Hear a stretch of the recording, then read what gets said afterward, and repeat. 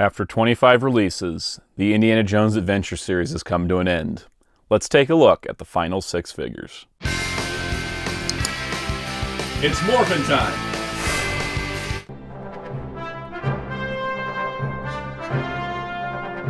Special shout out to our new channel members, Christian Alejandro Saltos Valencia, MJ Klein, Infinite 1985, Kyle, Toku Texas Cosplay, Scrub Lord Gaming, Aiden Reynosa, Smith the Crow, and Oma Ender Prime. And also a special shout out to our existing channel members, Toma K, Infinity War Torn, Don Don Ranger Power, Jamie's World, Jojo Star, Tom Man 256 Productions, and special shout out to Toma K and Infinity War Torn for the generosity on the last live stream gifting memberships. If you'd like to help support the channel directly, consider looking at the join button down below for all kinds of perks, including early access to videos.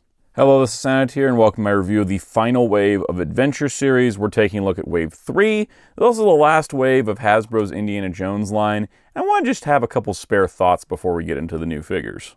So we may talk a lot about why the Indiana Jones line didn't work out between Dial of Destiny pretty much bombing at the box office, though doing pretty good digital sales.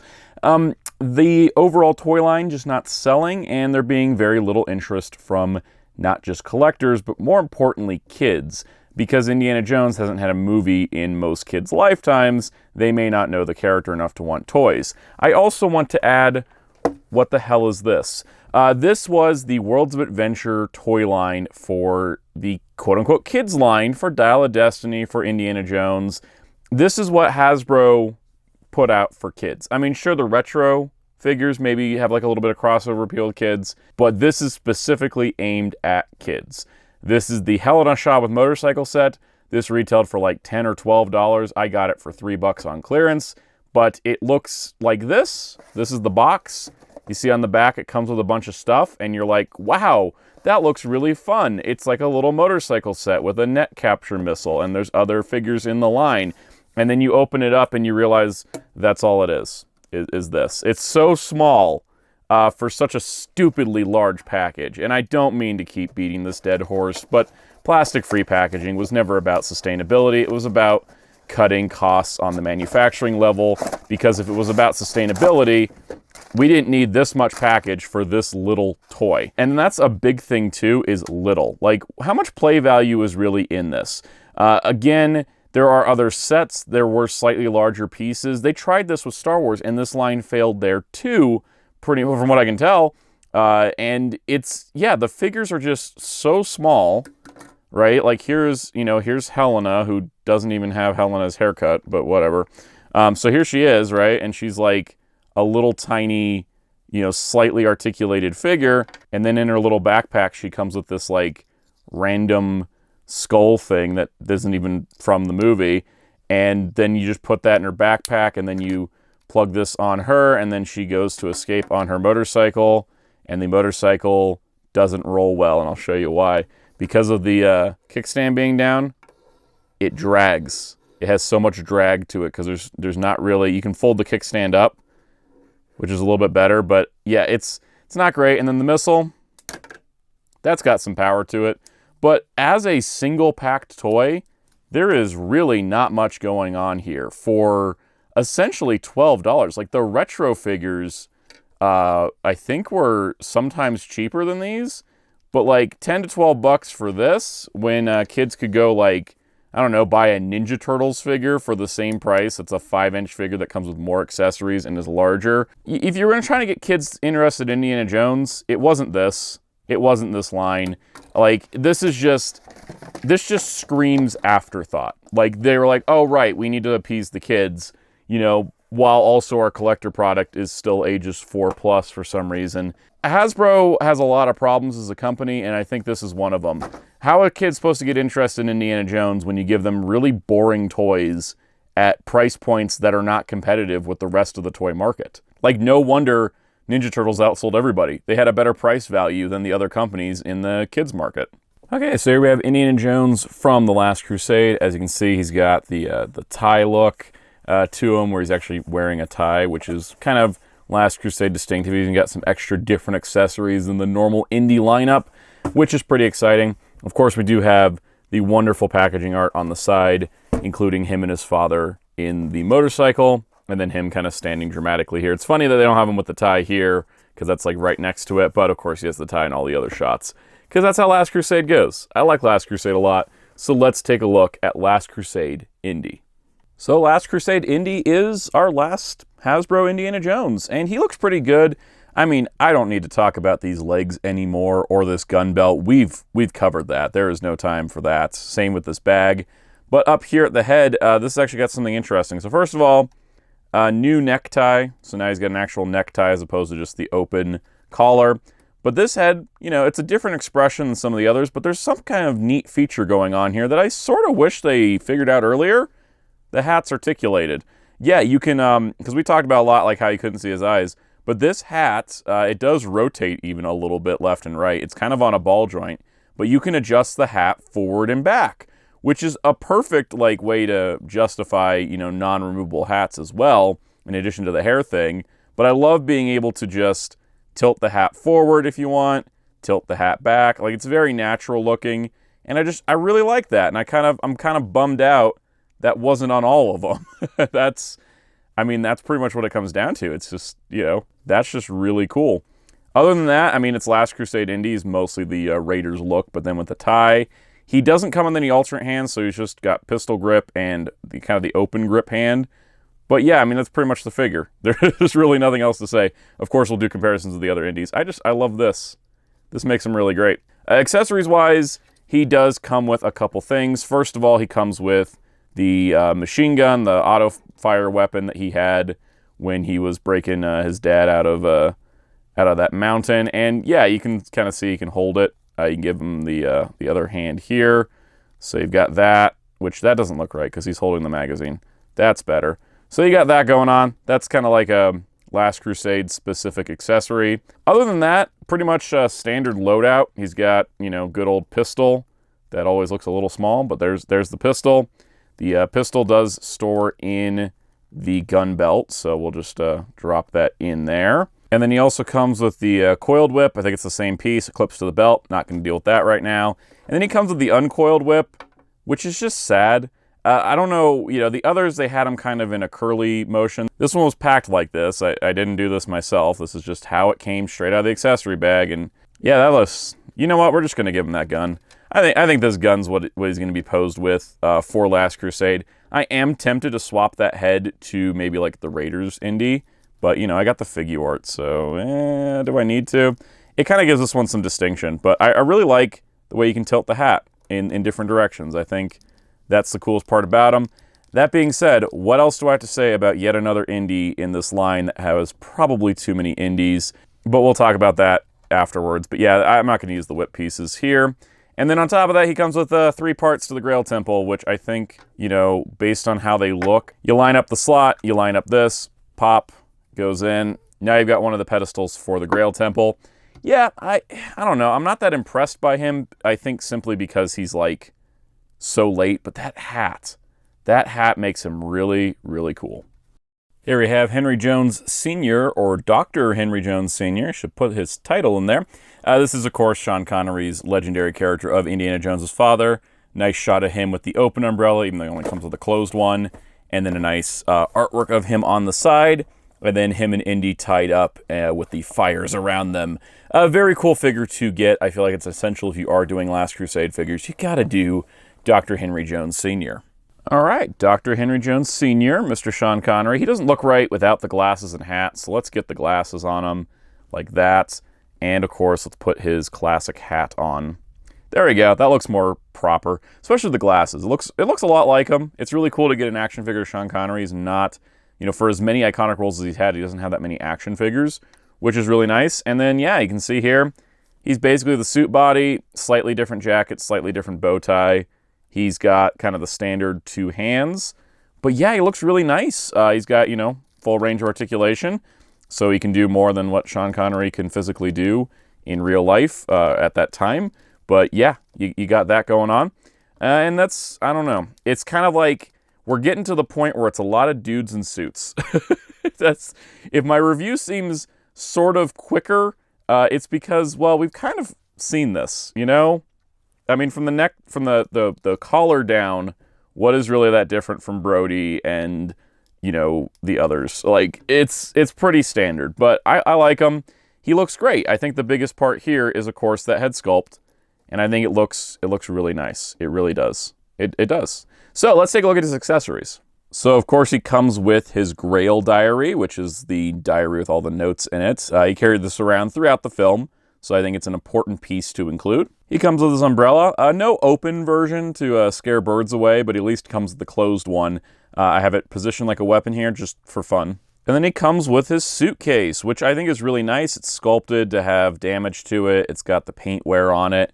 Looks really good, and what's really cool, too, is that they actually included these two little tabs on the top and these two holes on the umbrella, so you can just pop that on, and then now you can have him carrying it as one piece, which is kind of like how he carried it in the film most of the time. I found the easiest way to get him to hold it is to remove the umbrella, put the handle into the hand, then put the umbrella back on top. But that looks pretty good overall. I think it's very much fits the look of the character in the film, and I think that is what is important about these figures. He also comes with these 4 pieces for the Grail Temple, including a couple fake grails, one of the plates, and one of the fire things. So honestly, these two make a great pairing considering they are the lead characters of Last Crusade, and it's really nice to have them together. Though we don't exactly have a Last Crusade Brody, as we'll see later, it'll pair up fine. But in general, I think that both figures do a good job, even though they do feel a little repetitive compared to the rest of the line. These two are such iconic characters in these iconic looks that it makes them really worthwhile figures. But these are not the only Last Crusade figures we got in this wave. Dr. Elsa Schneider, the love interest turned villain of the film. She looks really cool. I'm glad we got her. You can see what's interesting here is they wrote Dr. Elsa Schneider, Grail Temple. And the only other time they did this is with Indy or with Belloc, and they ended up making 2 Bellocs. So maybe there was plans to do another Elsa, and that just never happened because it doesn't seem like this line's going any further. But you can see nice art of her here. She does come with 2 different heads, so you can have her with hat or without hat, which is really nice. And of course, we'll take a look at all of that right now. Now for something totally new, Elsa Schneider. I really do like this figure, but I have a minor complaints. First things first, like I said, new mold. Much like Helena Shaw, she has no thigh swivel, but unlike Helena Shaw, she actually has a bit more adjustment at that ball-jointed hip, which is nice to see, but it's kind of weird that Marion got thigh swivels and then Elsa and Helena didn't. It's also weird we didn't get Willie. It's just a thing we'll complain about in a moment. But anyways, this is a great figure. I think, you know, doing the look from the end of the film when they're at the Grail Temple makes total sense, especially since we are building the Grail Temple with this wave's build-in artifact. And I think that overall she looks good. It's a very, you know, simple costume, all things considered. You know, high-waisted black pants, black boots. The puffy sleeves are probably the hardest part. But I think overall the likeness, pretty on point, pretty menacing looking, really nice. And overall, I think she turned out pretty good. I'm glad to see that, because I think, unless they made her in that 4-inch line from 2008, I don't know if she's had a figure before. But anyways, ball-jointed head. Now, it is not hinged, but she does have the ability to look up, which is probably good in case you want her in a falling position. And that's pretty nice. Overall, you got 2 joints, one at the top of the neck, one at the bottom. Shoulders move out, shoulders 360, elbows bend, elbows rotate. Wrists pivot up and down. They also rotate. On this side, the wrist pivots in and out. Kind of Star Wars-like articulation. She's got an upper torso ball joint, hips that move out, ridiculously small amount, hips that move forward, and they're kind of V-hips because they don't really go straight forward. And then, like I said, there is no thigh swivel, but you get a slight adjustment at the ball joint. Knee that bends, you know, over 90 degrees, which is nice. Rotation at the boot. Ankle that pivots forward, back, and a little bit left and right. So you got some good articulation on her. And then what's really cool too is she does come with some fun accessories. So she does come with the false grail. Unlike Donovan's, this one's painted gold. I believe Donovan's was cast in a plastic color. Anyways, it just looks nicer to me, but I think it's appropriate considering she also held the false grail. She also has this alternate head with the hat and goggles from earlier in the sequence prior to getting to the Grail Temple. And these goggles are a separate piece, so you can have the goggles casually hang around her neck, which I think looks pretty good. Though I think I'm going to stick with the hair look as opposed to the hat, just because it fits the Grail scene better. She also comes with the mirror of the pieces that came with Indy for the Grail Temple. They are cut differently, so you can't mix them up, which is really nice to see. All right, so once you get this closed, which for some reason is really hard, there we go. Now we have the other pedestal. Now, while Elsa may have chosen poorly, the design team chose wisely, making Elsa into the line, and I'm really glad to see her here. We will put her with Donovan in a bit, but we're going to do that with some other things. She is really nice on her own, though, and I do appreciate the fact that even though she doesn't have the thigh swivels, that thigh adjustment on the ball joint means she's still stable, unlike a certain Helena Shaw, who just falls over all the time. Next up, we have the Grail Knight, and I think that he is a really cool figure to get.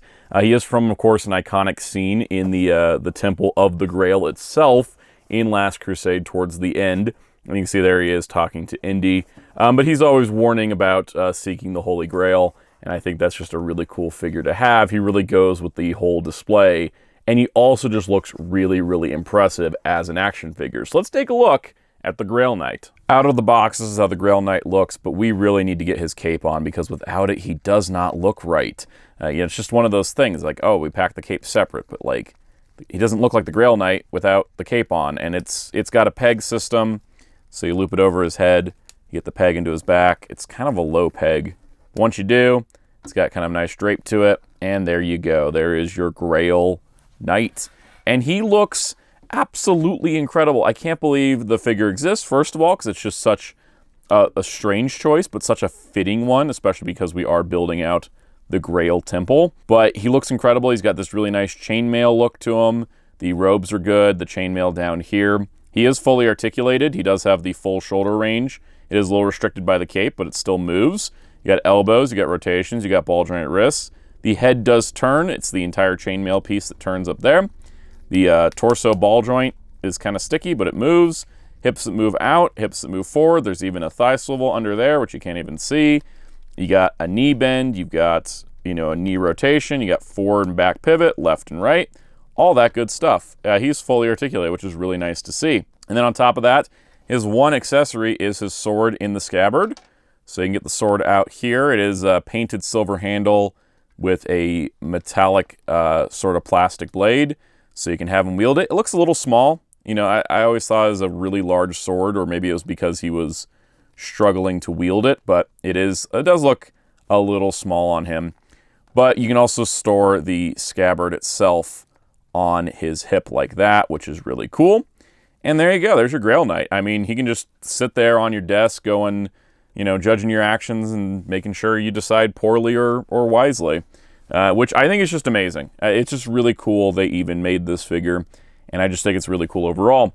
Now, while he never wielded it in the movie, here is the shield that, Indy found.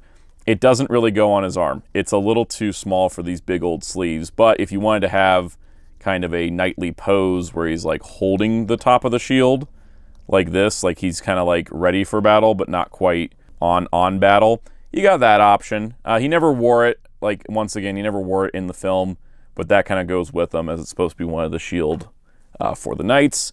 But yeah, in general, I really like the Grail Knight. I think he looks really cool, and I like his whole vibe.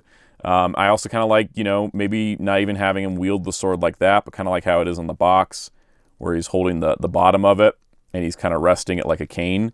Kind of like that vibe too. He's just really, really cool, and I'm really happy they made him, because it's such a cool figure to have. His artifact pieces is the other plate, the other fire, 3 more false grails, and appropriately, here is the true grail itself with the gold lining on the inside and the unassuming appearance on the outside.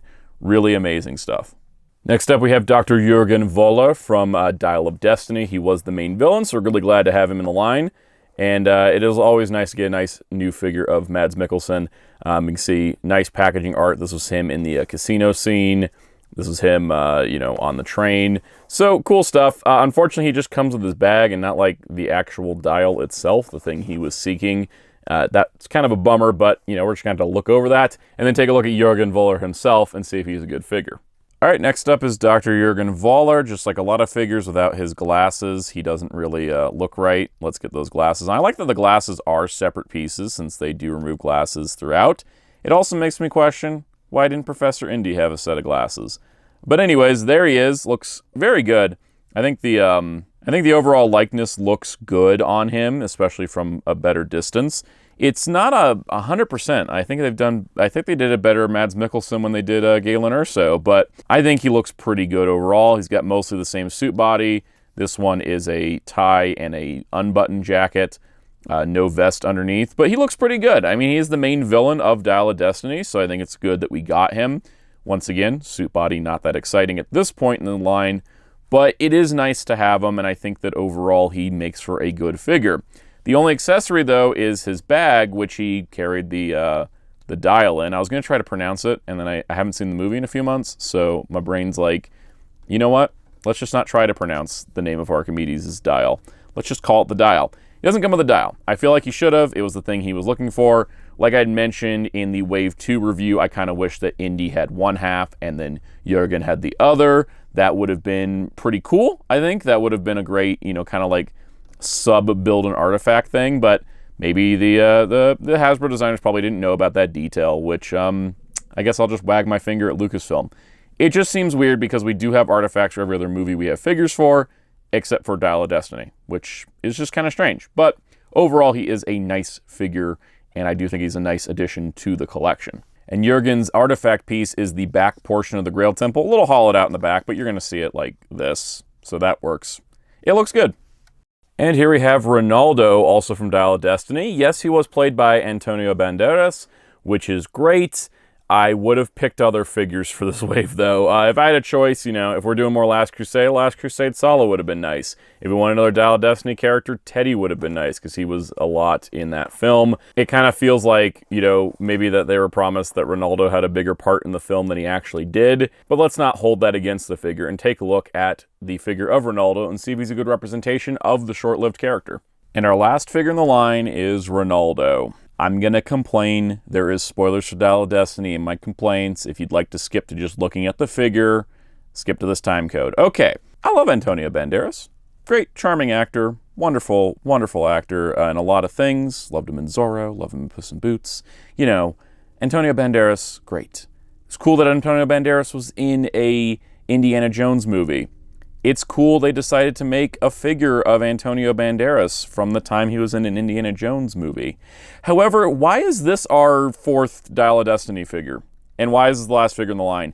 Because if you've seen Dial of Destiny, again, I did put the spoiler warning. If you've seen Dial of Destiny, it's out. It's been out in theaters, digital, Disney Plus, Blu-ray. It's out there. He's in the movie for like 10 minutes tops, and then he just kind of dies after one scene. See, the thing is, he's a nice figure. And we'll go over the details without spoilers in a moment, but he's a completely brand new mold that's in the last wave of the line, and he's the guy that's there briefly. It's a 2.5 hour movie, and he's not even in it for 10 minutes. Why did we get Renaldo and not Teddy?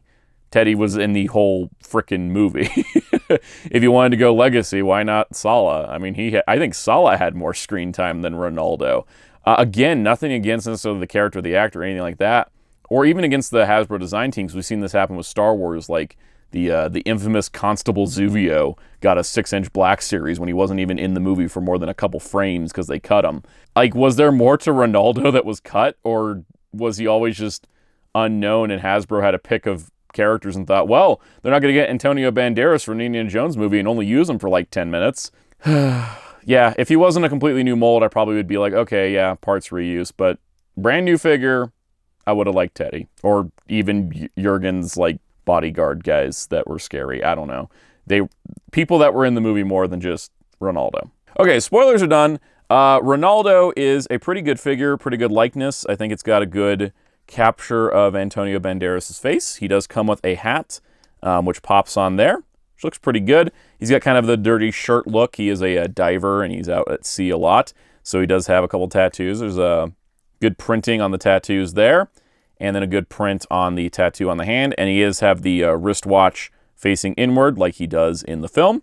Completely brand new mold, head to toe, which is kind of amazing, but he does have his leg brace, he has his shoes. He doesn't have a thigh swivel, and like Helena, it doesn't really move much on the ball joint. It's not as good as Elsa's.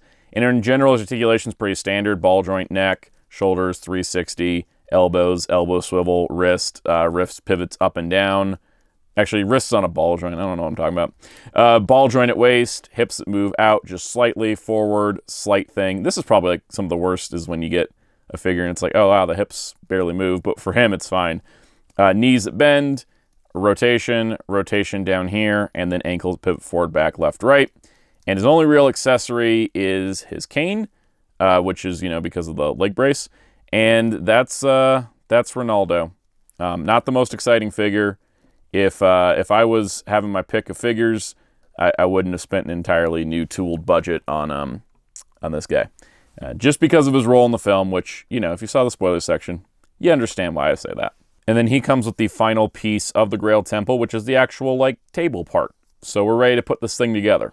Okay, so let's put together the Grail Temple and take a look at that. You want to line up the shapes to the shapes with these pedestal pieces, which these pedestals are really nice. They have different designs on each side, or at least these two sides and those two sides. But once you get all this clicked in, it should hold. Same with this other side. Line it up, pop it in. It should line up and be kind of even. So there we go, we got that, and then we're going to put the back plate on the back, and then there is your temple without any of the little doodads. These two plates are identical, and they clip into place here, and then everything else rests, but you can see that there is sort of indentations where they're supposed to go. So we've got the two fire things that go there, and then we have all these fake grails, and I'm just going to put them up here. So there is the Grail Temple complete. Now, appropriately, it's not full scale because it was basically a whole room. You need 3 sides to a room. It's kind of like a representation of the main temple area, but you also don't have a little indentation for the fake grail or the real grail, the ones that they actually interacted with, and I guess that's just because you would imagine displaying the figures with holding them, but there's not really like a good way to put them here like naturally because everything else has a little bit of an indentation. I guess you could do something like this. This one in particular, the real grail, kind of easy to knock over, just like a lot of these are.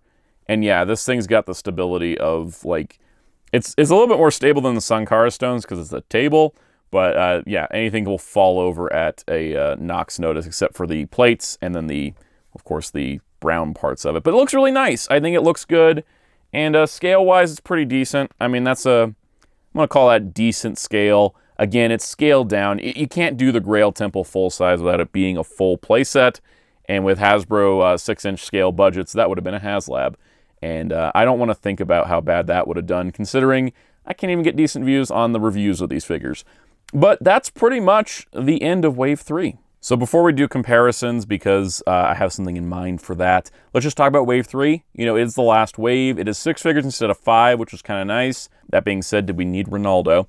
The overall, like, line ending here, it just kind of sucks because I wish we would have gotten, like, a Crystal Skull wave. You know, that's just what it is. But as is, you have 2 figures that rely on heavy reuse that are really good.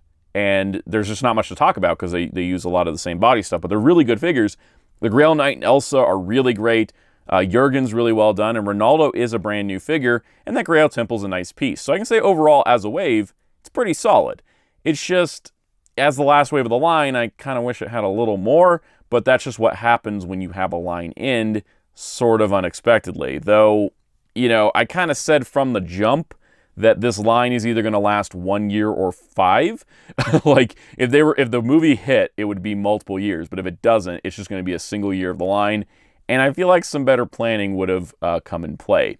So as opposed to doing traditional size comparisons, let's go movie by movie, looking at which characters we got and which ones we didn't. As it should be no surprise, Raiders of the Lost Ark, the original Indiana Jones film, that is still the best one and still the one that all the other sequels aren't quite up to, got the most figures. I mean, that's kind of the reason you make an Indy line, right? We even got 2 leather jacket Indies, one with a pedestal and one with accessories. You know, I swapped in Professor Indy. He's technically a Last Crusade figure, but, you know, he kind of counts. We got Brody, we got Belloc in 2 flavors, Tote, got the Ark, we got, you know, Sala, and then the Indy to go with Sala. We got Marion and the Indy to go with Marion. Covered. You got all the main characters. There's not many people missing, except for the third guy at the Ark. General, what's his name? I forgot his name. Someone corrected me in the comments. They'll probably correct me again. That guy. That probably would be like the only figure I think that we didn't get that I'd be like, oh, we should get him because he was a major part of the movie. Otherwise, it's really well covered.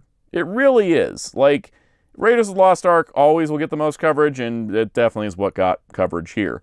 Though it does have 1, 2, 3, 4 indies 2 being duplicated, and then 1 over here that's from another movie, but we sub in. There's plenty of indies, but they covered us pretty good on Raiders. This is sad. Temple of Doom is a great film. It's a little dark for people, and there is some stereotypical depictions of people who are the villains in the film. But really, is that all we get? Is we got a whole Build-A-Figure for the Skull Temple, but all we got was 3 indies and a short round. Like, no Willy? I understand the villains get the cultural sensitivity problems, and Disney, Lucasfilm, yada, yada, yada, Hasbro, they all decided no Mola Ram or whatever. But why not Willy? Why not Willy? Like, you don't even have the main 3 characters from the film. I love Short Round, and I'm glad we got them. But, like, it almost feels like they didn't even try with Temple of Doom. And, I mean, I'm loving Short Round. This is, like, my favorite figure that's on display right here. But it's Short Round and then 3 indies. That's sad. I don't have any other way to put it. So here's everybody we got from Last Crusade. Real quick, this is the fake Grail that Donovan came with, which you can see is not as shiny gold as the one that Elsa came with. But just subbing in Brody, because Brody's just Brody. I mean, it's Marcus Brody. The suit color doesn't matter at this point. The only thing we were really missing from Last Crusade was a Last Crusade Sala. They did cover Last Crusade pretty extensively, which is nice to see. You know, we got the main villains. We even got, you know, kind of a supporting cast character that gets overlooked like Chasm. You know, we even got the Grail Knight. We even got, you know, of course we got Dr. Henry Jones and Indy, but I think we got a pretty good covering of the line and only 2 indies from the film, which is fine because that allows for variety. I really do think we did pretty good on Last Crusade. Can you believe how many Crystal Skull figures we got? I mean, we got Indy, we got Mutt, we got Marion, we even got Spalko, and everyone used Spalko in their Star Wars displays as Governor Price. We even got the annoying guy that kept calling him Jonesy. I mean, they really covered us with Crystal Skull. I can't believe we got so many figures from that movie, because I know it's the less known film, but they really covered that whole lineup. There really was nothing missing here. They even made the fridge. We got 4 people for Dial of Destiny, 2 of the main leads, main villain, guy who's not in it much. That's all I got. I mean, we kind of discussed it. I wish we gotten some more. I wish we got Teddy. That would have been really rounded out, because these 3 feel really on point. Renaldo feels a little out of place in comparison to how much screen time is going on here. But hey, we got Dial of Destiny figures, which is a plus. So out of 25 figures, 10 were Indiana Jones, and I'm including both the regular Raiders Indy and the Temple Escape one just to make sure it's even. But there's 10 indies, 2 of them are exactly the same pretty much. A lot of variations. Yeah, it's a lot of indies, but people talk about like the line was all indie, and it's like, no, there was 15 other figures that weren't indie, and that was pretty cool. I gotta admit. There is a lot of indie, but he is the most iconic, most recognizable character of the franchise, so it makes sense to do the character in multiple versions. And yeah, I think they covered pretty much all the versions from the movies they were going to touch. Where's my Crystal Skull figures, Hasbro? Here's my attempt at putting the whole line in one shot, just to kind of talk about this. As much as I may talk about, oh, we didn't get this character, we didn't get this character, we didn't get this figure, we didn't get that, I still love this line. Though I am of a very small group, it seems, because the thing is that Indiana Jones, for as popular as the films have been, it is sort of an aging fandom, if we're going to be honest. Like, again, even in my lifetime, only 2 Indiana Jones films have come out. So yeah, it's kind of one of those things where it's kind of integral to Harrison Ford playing Indy, and even with young Indiana Jones, Sean Patrick Flannery can't play young Indy anymore. So, you know, it's not like Indiana Jones is an ongoing thing that can support an ongoing toy line. And the fact we got enough figures here that I'd say we got a good amount is pretty good. 25 figures in 1 year is a pretty good amount. It wasn't overwhelming. Could we have gotten more? Yes. Would it have been nice if this got to continue? Yes. That's just not how it worked out. And ultimately, what's going to end up happening is I'm going to put together a really nice display of all my Indiana Jones figures, and then it'll look like it's in a museum. And isn't that just the most appropriate thing for Indy himself? And at the end of the day, I would support the line if they were to return with it, as obviously I bought everything, including this stupid Temple Escape set I didn't really want to pay extra for, but I did because I wanted everything. I love this line. I loved getting 6-inch Indiana Jones figures. I loved it getting this kind of star treatment. I think all of these were better than every Black Series figure that came out this year. You know, Star Wars just wasn't having it this year with toys for me, but this was just fantastic. So thank you to everybody at the design team, the art level, the marketing, everyone that worked on this line. I appreciate everything we got. Yeah, there was stuff we weren't going to get, and ultimately, at the end of the day, there was never going to be a complete indie line. This property does not support itself long enough to get every single character, but there were a few things I wish we got Willy. Last Crusade Sala. Mola Ram would have been nice, but I understand that one at least, but the Temple of Doom part of the display feels just too much indie. Where people say, oh, the line had too much indie. I mean, that's 3/4 indie for that part. But all that aside, I love what we got. I love the artifact build of pieces thing. I love these. These were great. And I would have bought more. And I would have bought a Crystal Skull box set. Maybe if they still want to make that, they could put 4 figures together in a Crystal Skull. It would work. But this was one of my favorite lines of the year. This was one of my favorite lines probably ever. I just really liked it. It was exactly what I was kind of hoping and dreaming for when it was announced we were getting another indie movie. And I'm sad that it's over. But this is going to be my last video on this line. The videos didn't do well enough to kind of like restructure this into a compilation or anything. Maybe I will. I don't know. This is it. I thank you everybody who's watched this far into this one, who's watched all of them. I know there's a group of you out there who've watched every indie video and are excited about it. Thank you. I appreciate it because I wanted to share my love of Indiana Jones, and because of the movie flopping and the general lack of interest in the property, the videos just kind of fell off as time went on. But I kept pushing forward because I was like, I'm reviewing everything. This is the one time to do that, and I enjoyed it. And so thank you everybody that watched. Thank you very much. If you want to see this video get more attention, hopefully, hit the like button, hit subscribe notification bell, leave a comment, tell me what was your favorite figure. I think my favorite single figure of the whole line might be Short Round because of how many accessories he had. He could just do so many things. There's so many looks you can do just in the box with Short Round, and I love that. If you'd like to help support the channel directly, especially to make up for the probable lack of revenue that's going to come from this video, please consider joining as a channel member for as little as $1 a month. At $3 a month, you get early access to videos where you can watch them ad-free before they go live. Also, check out our live streams Mondays here at 5 p.m. Eastern. The Discord server in the link below, where you can find me as well as others. If you want to find me on social media, I am on social media at Soundout12. You can also find my House Graphic Designer on social media and Discord at DarkClaw643. And you can find Hero Club at hero-club.com for movie news and more. And until next time, this is Soundout saying, thanks for sticking around for the adventure.